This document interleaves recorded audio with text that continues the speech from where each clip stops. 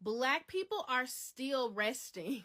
And they're going to be resting for quite some time, okay? Because I don't think y'all understand the severity. Like, I think that there's some people out here that think that Black people are playing and that we'll eventually get over this and we'll get back to work. No. We will get back to work in our community. Black Americans will be okay because we've put in the work. It's the rest of the people of color groups that have not put in the work because they came to this country with rights that Black Americans fought and bled and died for. So when Black people say that we are resting, that is what we mean. It is not just this election. It is not just this. It is a culmination of so many disappointments from our existence on this stolen land. Okay? Because let's be clear. America is a stolen land built by stolen people. At the end of the day, that is what America is. Black Americans decided that they wanted to make something out of nothing. And that is what we have done for hundreds of years and have literally laid a table together for everybody to be equitable. Okay? Equitable. All we want is equity, not revenge, not a leg up in the world, but equity across the board. And because America said that that's not what she wants, everybody is going to have to reap what they sow. Black people have been sowing seeds of equity, civil rights movements, voting rights movements. We have been sowing good seeds. So over the next 4 to 8 or however many years, Black Americans are going to be okay. It's all the other groups that we were worried about. But y'all let us know y'all not worried about yourselves, so we can't. Can we talk? It's been a while. I know. But Black women, we're still resting. Yep. Black people as a whole, we are tightening up our ship. Black people as a whole, we are building community amongst each other. Everything else around us is just a distraction at this point because we warned, we shared information, infographics, data, and statistics of what might happen. And clearly, people did not believe that fat meat is greasy. And that video that I just shared was a couple of days after the election, after I had gotten all the tears out, after I had cried it out, after I had prayed it out, all the things. And I said, this was different because the levee of trust broke all the way, right? Black people have lived in a certain, Black Americans, the descendants of the enslaved, have lived on this stolen land for quite some time, and we understand patterns. We understand when the shift in the atmosphere changes, and we move accordingly. And what we're seeing is we have conditioned ourselves to do that. We have conditioned ourselves to pivot when the temperature changes. And a lot of people now are seeing the temperature change, not just feel it, but see it in real time, and they don't know how to react and they don't know how to deal.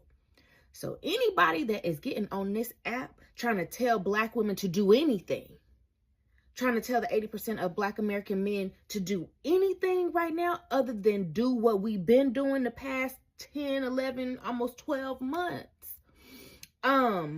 you're part of the problem, not the solution. I hate to say it, but some of us ain't gonna make it because we too busy trying to argue with stupid. We too busy trying to argue with stupid. And I just refuse. This is your friendly reminder. We know how we got here. Our rest is important. How we mobilize look different. A lot of the revolution will not be televised. And that's why a lot of folks is mad, because they don't know what we doing and it scares them. Okay? So while you all are building out your community, while you are tightening up the ship, whether you all are saving more money, because when I tell you, I get annoyed when I have to spend any amount of money because I have gotten so, like, I work hard for my money, and I'm not just about to give it to anybody or anything, because it's apparent y'all don't care about my money. Y'all care about my money, but y'all don't care about me, and that's a problem. You know, it's some places I don't go no more. It's some people I don't see anymore, because at the end of the day, we have got to guard our gates. We have got to guard our peace. We have got to guard our energy, because the more chaos ensues, the more dangerous people get. The more, you know, people do stuff because they just can't pinpoint what Negroes is doing, and they mad about it. So at the end of the day, make sure that you are moisturizing. SPF is necessary for us. Drink your 6 to 8 glasses of water or more. Make sure that you are getting in the gym. As I talk to you, I'm talking to myself. Because we in for a long ride, but it is nothing that our ancestors have not done that we cannot do again and better, to make sure that when we come on the other side of this, we don't have to, this can literally just be a lesson. But this is a hard lesson because now everybody is learning it, because y'all just didn't want to believe Black people who have been oppressed in this land for quite some time. Yep, slavery is ended, but like, systemic racism is everywhere. And now y'all are figuring out that racism, classism, otherism, is all on the same boat now. So, you know, y'all be well. Hi guys, welcome back to my channel. Black folks are like, hold up, find somebody else to do it, okay? Because why are we always fighting other people's battles? Like, anything comes up, we are always standing for everyone else, but other people are not standing for us at all. So this time round, we are tired. We're gonna sit back and watch everything scramble, because no one does anything for us. And funny how people now, the white people, other people, Hispanics, the Somalis, are finding it so hard, because now who's gonna fight us? Fight for us, because they already labeled Black folks as loud, as dramatic, but they're the ones who can get work done, right? Anyway, this is what the Black folks are telling you. You better listen, watch, and comment down below. I'm coming back with my commentary, but I want to hear from you, okay? Let's go. Does everybody feel the calmness? Like the stillness almost that has come over Black people. I have never in my life seen us so incredibly calm as a community. It is almost as if all of this chaos that is happening around us and to us, certainly Project 25 has lived up to what it said it was going to be, and it is doing everything to dismantle anything that we have accomplished in this country. And yet, we sit. We talk about it, but it's almost as if we're not in it. It's almost as if we're watching a movie and we're just providing commentary on it. Like, yeah, they're dismantling the Department of Education. That's really going to hurt us. Or yes, I'm seeing that our voting rights are being snatched away.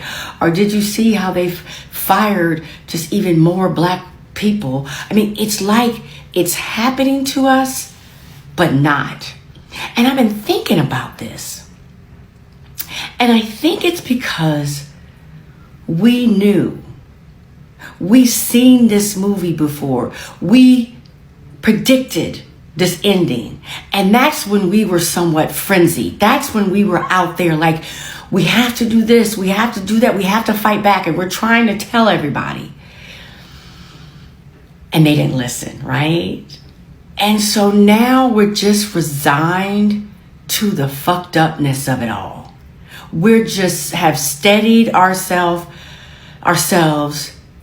And prior to it happening, we almost readied ourselves. We have been horribly mistreated and oppressed before. And then what we didn't live through, we know our ancestors lived through. So we are spiritually prepared. We know that we can go through this. But it's interesting because everybody else is freaking out because they're realizing that they aren't special.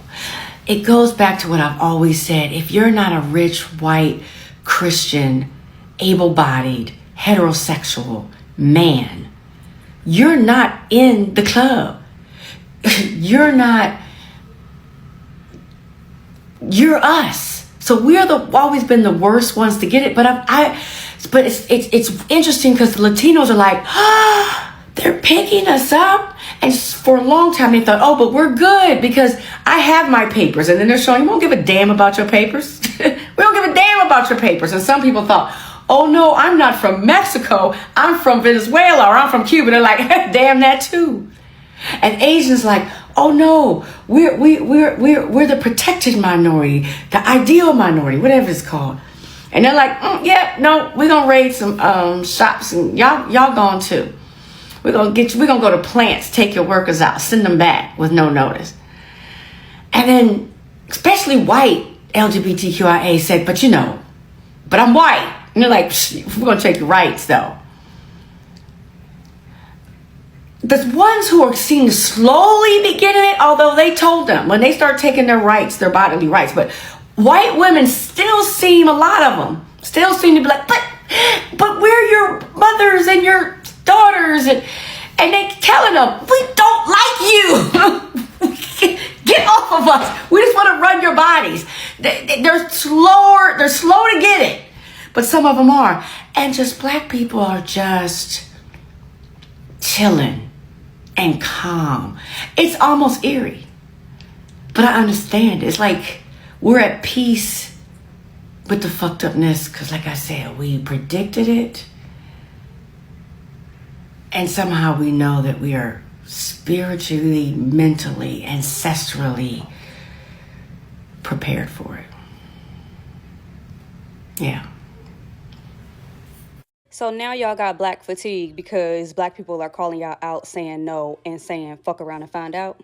Now all of a sudden y'all are exhausted from black people. Like, y'all show every single day that y'all are more tired of speaking of the people that speak up about racism and inequalities, and y'all don't really care about the actual racism and inequalities that people suffer from.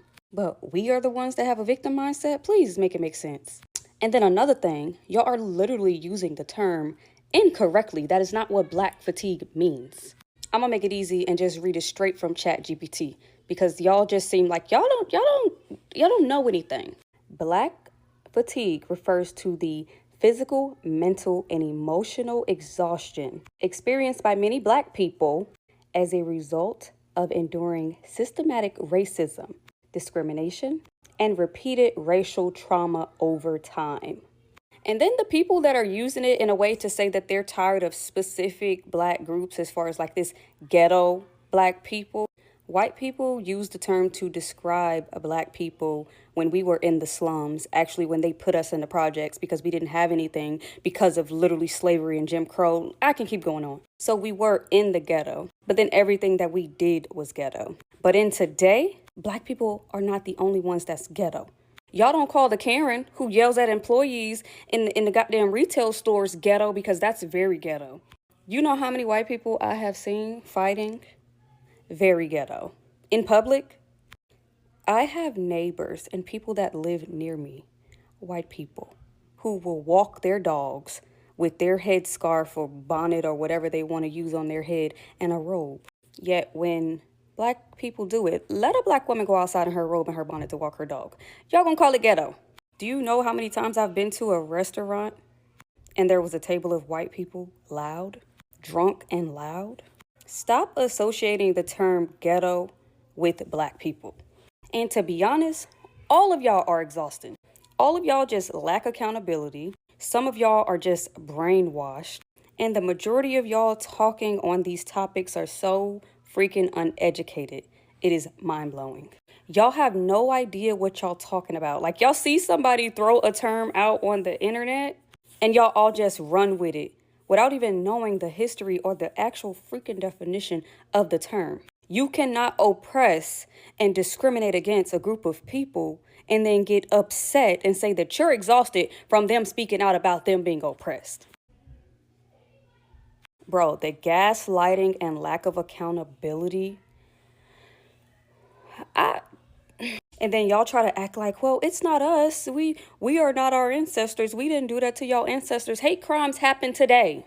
Hate crimes, pay gaps, racial discrimination with jobs and housing still happens today. Didn't one of these banks, credit unions, just get called out for denying more black loans than anybody, even though those people qualified? And y'all trying to act like we're not acting like the victims. We are victims.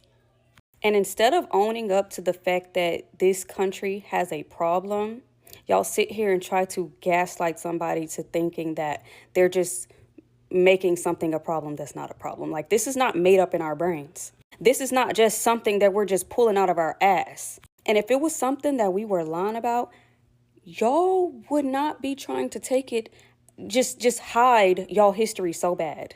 Y'all just want to take history out of the history books and what y'all did to our ancestors so we can just look like the bad guys. Black people can just look like we're just poor because of our own fault. The crack epidemic happened because of us, not because of y'all. Y'all really want to paint the picture that we are the problem. While y'all was studying on our brains back then, somebody need to study y'all's, because it's truly sickening the way that y'all think sometimes. Nope, don't do it, black people. Stay the hell home. Stay safe, stay home, stay out of it. This is not our business. We didn't get us here and we're not going to get us out of it. These white folk got to do the work. And until they do, they are going to destroy this country. That's how much white supremacy matters to these folks. That's how much the delusion, white delusion, not white supremacy, white delusion. That's how much this matters to these folks, that they are willing to throw away their whole goddamn country. They would rather be kings of rubble than to live good and everybody eats. Everybody gets treated well. Everybody gets treated right. So stay home. Don't go out there. No matter how bad it gets, stay the hell home.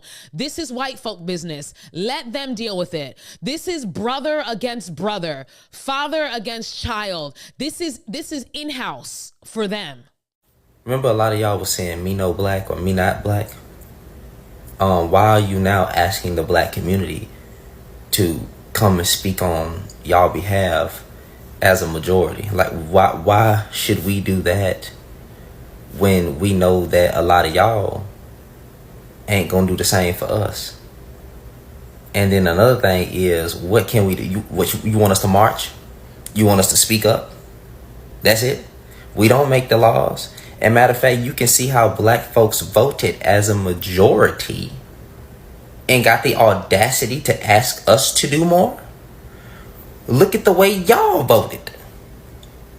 And now a lot of y'all are saying that this ain't what we voted for. That's exactly what a lot of y'all voted for. Because he said that on day one, it was going to be mass deportations. What did y'all expect? So as far as black folks don't have to do a goddamn thing because they did enough.